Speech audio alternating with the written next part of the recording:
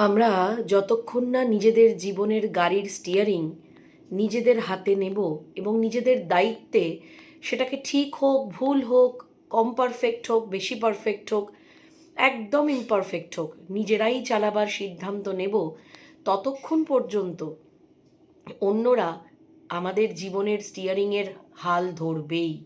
এবং যতবার অন্যেরা আমার জীবনের বা আমাদের জীবনের স্টিয়ারিংয়ের হুইলটা ধরবে, ততবার কিন্তু আমাদের গাড়ি, জীবনের গাড়ি পথভ্রষ্ট দিকভ্রষ্ট হবেই এবং আমরা যন্ত্রণা পেতেই থাকব।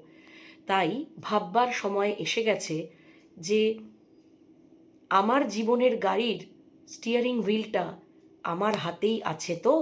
যদি না থাকে, যদি এখনও সেটা অন্য কারুর দায়িত্বে অন্য কারুর হাতে থাকে, তাহলে আর বেশি দেরি না করে নিজের জীবনের গাড়ির স্টিয়ারিংয়ের হুইলটা চটপট নিজের হাতে নিয়ে নিন আর জীবনের গাড়িটা নিজের মতন করে চালান। তবেই সমস্ত ম্যানিফেস্টেশন আপনার মন মতন, আপনার ইচ্ছে মতন হবে এবং ঈশ্বরও আপনার পাশে থাকবে।